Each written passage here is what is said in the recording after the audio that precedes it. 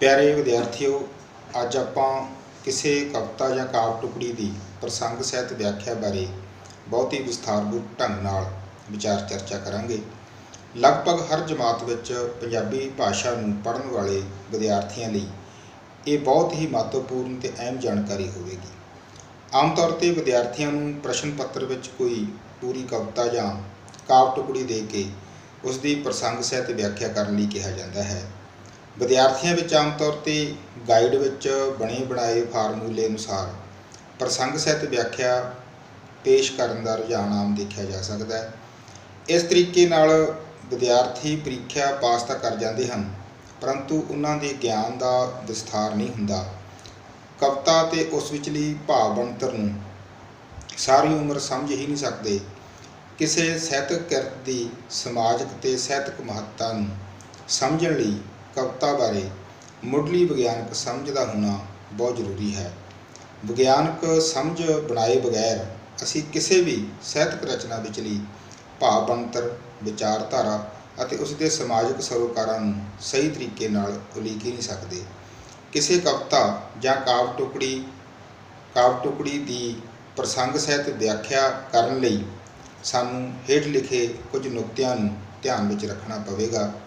इन्हां नुकतिਆਂ की समझ आ जाते ही विद्यार्थी किसी काव रचना की सही स्पष्ट ते सार्थक व्याख्या करने के योग हो सकते हैं। किसी भी काव रचना के मुढ़ले स्रोतों बारे जानकारी देना प्रसंग के घेरे विच आउंदा है। प्रसंग विच आम तौर पर 4 नुकते मुख्य तौर पर विचारनयोग हैं। पहला नुकता यह है कि किसी काव रचना के करता भाव उसके लेखक बारे मुढ़ली जानकारी शामिल की जाती है। लेखक बारे जानकारी प्रसंग नूं वधेरे परिपक्व बना देती है। लेखक बारे जानकारी का ना होना या फिर अधूरी जानकारी का होना प्रसंग नूं कोझा बना सकता है। इसलिए लेखक की सही पछाण का होना बहुत जरूरी है। दूजा नुकता यह है कि लेखक तो बाद लिखत की सही पछाण होनी चाहिए है। भाव जो दिती गई काव रचना है उस बारे पूरी जानकारी होनी चाहिए है कि वो किहड़ी कविता विचों लई गई है। विद्यार्थी नूं ये तां ही पता लग सकता है जदों उसने कविता नूं बहुत ध्यान नाल पढ़िया होवेगा। पूरी कविता की पछाण तो बगैर कविता बारे जाणिया ही नहीं जा सकता। इसलिए विद्यार्थियों नूं पाठ पुस्तक में शामिल हर एक कविता नूं बहुत ही ध्यान नाल पढ़ना पवेगा। तीजा नुकता यह है, जदों सानूं लेख ते लिखत बारे पता लग जाए तो इस तो बाद कविता जिस पाठ पुस्तक विचों लई गई है उस बारे सही जानकारी होनी चाहिए है। हर जमात विच विद्यार्थियों नूं अलग अलग सरलेख वालियां पाठ पुस्तकां मिल जांदियां हन। इन्हां दे नाम तो जाणू होना बहुत जरूरी है। प्रसंग नूं प्रभावशाली ते गुणदमा बनाउण लई इसका अहम योगदान है। चौथा अहम नुकता यह है, कवि ने अपनी काव रचना विच जो विचार या भाव पेश किए हैं उन्हां दा संखेप वेरवा देना बहुत जरूरी है। इस नाल प्रसंग अपनी उचित बनतर का मालक बन जाता है।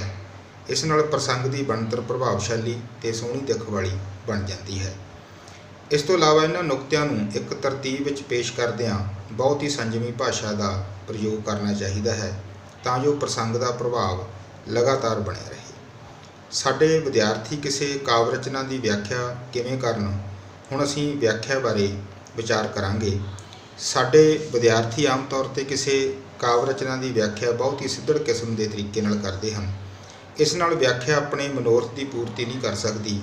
व्याख्या तो पहलां हर एक पाठक या विद्यार्थी लई ये बहुत जरूरी है कि वह कविता नूं बहुत ही ध्यान नाल पढ़े, कविता विचली भाषा नूं बहुत ही सूक्ष्मता नाल समझे, क्योंकि कविता की भाषा आम तौर पर अलंकारक होंदी है। कवि अपने भावां ते विचारां नूं सीधी भाषा च कहण दी बजाय सजावटी शब्दां का प्रयोग करता है। इस नूं असीं अविधा लक्षणां ते व्यंजना शब्द शक्तियां विच वंड सकते हाँ। कवि आम तौर पर व्यंजना शक्ति का ज़्यादा प्रयोग करते हैं। इस विच कवि अपने भाव या विचार के प्रगटा लई अजिहे शब्दां का प्रयोग करता है जिहड़े कि अपने दिखदे अर्थ तो इलावा होर अर्थां दे धारनी होण। व्याख्या करदिआं किसी विद्यार्थी का विग्यानक सोझी का मालक होना बहुत जरूरी है। किसी ਸਾਹਿਤਕ किरत नूं उसके समाजिक संदर्भ में ही समझा जा सकता है, क्योंकि ਸਾਹਿਤ ते समाज का आपस में एक द्वंदात्मक संबंध है। ਇਸ ਦਾ ਮਤਲਬ ਇਹ ਹੈ ਕਿ ਕੋਈ ਵੀ ਸਾਹਿਤਕ ਰਚਨਾ ਸਮਾਜ 'ਤੇ ਆਪਣਾ ਅਸਰ ਪਾਉਂਦੀ ਹੈ ਅਤੇ ਮੋੜਵੇਂ ਰੂਪ ਵਿੱਚ ਸਮਾਜ ਸਾਹਿਤਕ ਰਚਨਾ ਨੂੰ ਉੱਪਰ ਆਪਣਾ ਅਸਰ ਛੱਡਦਾ ਹੈ। ਕਵਿਤਾ ਦਾ ਅਧਿਐਨ ਕਰਦਿਆਂ ਕਵੀ ਦੇ ਸਾਹਿਤਕ ਪਿਛੋਕੜ ਅਤੇ ਉਸ ਦੀ ਸਮੁੱਚੀ ਕਾਵਿ ਸਿਰਜਣਾ ਬਾਰੇ ਜਾਣਕਾਰੀ ਹੋਣਾ ਵੀ ਬਹੁਤ ਜ਼ਰੂਰੀ ਹੈ। ਇਸ ਨਾਲ ਸਾਨੂੰ ਉਸ ਦੀ ਵਿਚਾਰਧਾਰਾ ਨੂੰ ਸਮਝਣ ਵਿੱਚ ਸੌਖ ਹੋਵੇਗੀ ਅਤੇ ਵਿਆਖਿਆ ਕਰਦਿਆਂ ਕਵਿਤਾ ਵਿਚਲੇ ਵਿਸ਼ੇ ਦੇ 'ਤੇ ਵਿਚਾਰ ਕਰਨਾ ਸੁਖਾਲਾ ਹੋ ਜਾਵੇਗਾ। ਸਾਨੂੰ ਇਹ ਦੇਖਣਾ ਪਵੇਗਾ ਕਿ ਕੋਈ ਲੇਖਕ ਸਮਾਜ ਦੇ ਕਿਸ ਮਸਲੇ ਨੂੰ ਆਪਣੀ ਕਵਿਤਾ ਦਾ ਵਿਸ਼ਾ ਬਣਾਉਂਦਾ ਹੈ, ਉਸ ਦੀ ਸਮਾਜ ਬਾਰੇ ਸਮਝ ਕੀ ਹੈ, ਉਹ ਸਮਾਜ ਵਿਚਲੀ ਜਮਾਤੀ ਬਣਤਰ ਨੂੰ ਸਮਝਦਿਆਂ ਕਿਹੜੀ ਧਿਰ ਨਾਲ ਖੜ੍ਹਦਾ ਹੈ। ਜੇਕਰ ਉਹ ਨਪੀੜੇ ਜਾ ਰਹੇ ਲੋਕਾਂ ਨਾਲ ਆਪਣਾ ਵਿਸ਼ਵਾਸ ਜਤਾਉਂਦਾ ਹੈ ਤਾਂ ਅਸੀਂ ਸਮਝਾਂਗੇ ਕਿ ਉਹ ਲੋਕ ਹਿੱਤ ਦਾ ਕਵੀ ਹੈ। ਵਿਦਿਆਰਥੀ ਨੂੰ ਇਹ ਸਹੀ ਤੇ ਸਪਸ਼ਟ ਸਮਝ ਬਣਾਏ ਬਗੈਰ ਕਿਸੇ ਕਵਿਤਾ ਦੀ ਸੋਝੀ ਆ ਹੀ ਨਹੀਂ ਸਕਦੀ ਤੇ ਨਾ ਹੀ ਉਹ ਉਸ ਦੀ ਵਿਆਖਿਆ ਕਰਨ ਦੇ ਸਮਰੱਥ ਹੋ ਸਕਦਾ ਹੈ। ਜਿਸ ਕਾਵਿ ਰਚਨਾ ਦੀ ਵਿਆਖਿਆ ਕੀਤੀ ਜਾਣੀ ਹੈ ਉਹ ਖੁੱਲ੍ਹੀ ਕਵਿਤਾ, ਗਜ਼ਲ, ਰੁਬਾਈ, ਨਜ਼ਮ ਅਤੇ ਲੋਕ ਕਾਵਿ ਰੂਪਾਂ ਆਦਿ 'ਚ ਹੋ ਸਕਦੀ ਹੈ। ਕਵਿਤਾ ਵਿਚਲੀ ਭਾਸ਼ਾ ਨੂੰ ਸਮਝਣ ਲਈ ਵਿਦਿਆਰਥੀ ਦਾ ਭਾਸ਼ਾਈ ਗਿਆਨ ਵਧੇਰੇ ਮੁਕਲਾ ਹੋਣਾ ਚਾਹੀਦਾ ਹੈ। ਜਿਸ ਭਾਸ਼ਾ ਦੀ ਕਵਿਤਾ ਹੈ ਉਸ ਸਮਾਜ ਦੀ ਸਮਝ ਹੋਣੀ ਬਹੁਤ ਜ਼ਰੂਰੀ ਹੈ। ਆਓ ਹੁਣ ਆਪਾਂ ਉਦਾਹਰਨ ਵਜੋਂ 11ਵੀਂ ਜਮਾਤ ਦੀ 94ਵੇਂ ਵਿਸ਼ੇ ਦੀ ਪਾਠ ਪੁਸਤਕ ਆਧੁਨਿਕ ਪੰਜਾਬੀ ਕਾਵਿ ਝਲਕਾਂ ਤੇ ਇਤਿਹਾਸ ਵਿੱਚੋਂ ਪ੍ਰਸਿੱਧ ਲੋਕ ਕਵੀ ਸੰਤ ਰਾਮ ਉਦਾਸੀ ਦੀ ਕਵਿਤਾ ਕਮੀਆਂ ਦਾ ਵਿਹੜਾ ਦੀ ਉਕਤ ਨੁਕਤਿਆਂ ਦੀ ਰੋਸ਼ਨੀ ਵਿੱਚ ਪ੍ਰਸੰਗ ਸਹਿਤ ਵਿਆਖਿਆ ਕਰੀਏ ਤਾਂ ਜੋ ਵਿਦਿਆਰਥੀਆਂ ਨੂੰ ਪ੍ਰਸੰਗ ਸਹਿਤ ਵਿਆਖਿਆ ਕਰਨ ਦਾ ਕਾਰਜ ਸੌਖਾ ਲੱਗ ਸਕੇ।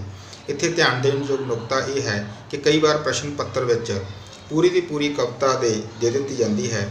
ਇਸ ਸਮੇਂ ਸਾਨੂੰ ਪ੍ਰਸੰਗ ਲਿਖਦੇ ਸਮੇਂ ਖਾਸ ਧਿਆਨ ਰੱਖਣਾ ਪਵੇਗਾ।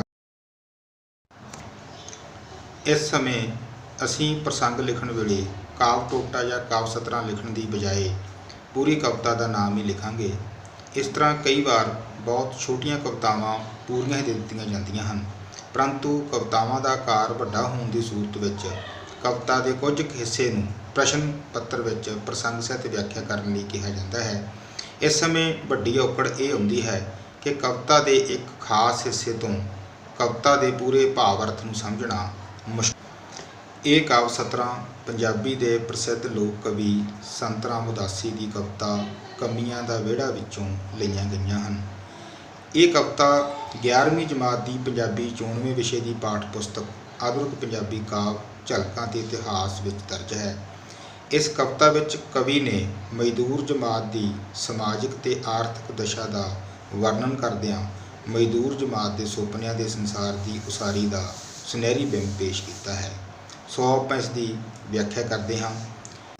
ਇਸ ਕਵਿਤਾ ਵਿੱਚ ਕਵੀ ਨੇ ਮੌਜੂਦਾ ਪੂੰਜੀਵਾਦੀ ਰਾਜਸੀ ਢਾਂਚੇ ਵਿੱਚ ਨਪੀੜੇ ਮਜ਼ਦੂਰ ਦੀ ਤਰਸਯੋਗ ਹਾਲਤ ਬਿਆਨ ਕੀਤੀ ਹੈ। ਕਵੀ ਕਹਿੰਦਾ ਹੈ ਕਿ ਮਜ਼ਦੂਰ ਪੀੜ੍ਹੀ ਦਰ ਪੀੜ੍ਹੀ ਮਾਲਕ ਜਮਾਤਾਂ ਦੀ ਚਾਕਰੀ ਕਰਦਾ ਹੋਇਆ ਆਪਣੀ ਸਾਰੀ ਉਮਰ ਭੋਗ ਲੈਂਦਾ ਹੈ। ਸਾਰੀ ਉਮਰ ਮਾਲਕਾਂ ਲਈ ਹੱਡ ਭੰਨਵੀਂ ਕਮਾਈ ਕਰਨ ਦੇ ਬਾਵਜੂਦ ਉਸ ਦੀ ਕਬੀਲਦਾਰੀ ਦੇ 5 ਪਾਂਜੇ ਪੂਰੇ ਨਹੀਂ ਹੁੰਦੇ। ਉਹ ਮਾਲਕਾਂ ਦੇ ਕਰਜ਼ੇ ਹੇਠ ਦਬਿਆ ਰਹਿੰਦਾ ਹੈ। ਮਾਲਕ ਉਸ ਨੂੰ ਕਰਜ਼ੇ ਵਿੱਚ ਡੁਬੋ ਕੇ ਉਸ ਦਾ ਸਾਰੀ ਉਮਰ ਸ਼ੋਸ਼ਣ ਕਰਦੇ ਰਹਿੰਦੇ ਹਨ। ਉਹ ਆਪਣੇ ਬਾਪ ਦਾਦਿਆਂ ਦਾ ਕਰਜ਼ਾ ਉਤਾਰਦਾ ਹੀ ਆਪਣੀ ਸਾਰੀ ਉਮਰ ਗੁਜ਼ਾਰ ਦਿੰਦਾ ਹੈ। ਮਜ਼ਦੂਰ ਜਮਾਤ ਦੀ ਮੁਕਤੀ ਤੇ ਇਸ ਦੇ ਜੀਵਨ ਦੀ ਕਾਇਆ ਕਲਪ ਨੂੰ ਉਹ ਸਿਰਫ ਇਨਕਲਾਬ ਵਿੱਚ ਹੀ ਦੇਖਦਾ ਹੈ। ਪਿਆਰੇ ਵਿਦਿਆਰਥੀਓ, ਉਮੀਦ ਹੈ ਕਿ ਤੁਸੀਂ ਅੱਜ ਦੇ ਇਸ ਲੈਕਚਰ ਤੋਂ ਕਿਸੇ ਕਵਿਤਾ ਦੀ ਪ੍ਰਸੰਗ ਸਹਿਤ ਵਿਆਖਿਆ ਕਰਨ ਬਾਰੇ ਚੰਗੀ ਤਰ੍ਹਾਂ ਜਾਣੂ ਹੋ ਗਏ ਹੋਵੋਗੇ। ਤੁਹਾਡੀਆਂ ਟਿੱਪਣੀਆਂ ਦੀ ਉਡੀਕ ਰਹੇਗੀ। ਧੰਨਵਾਦ।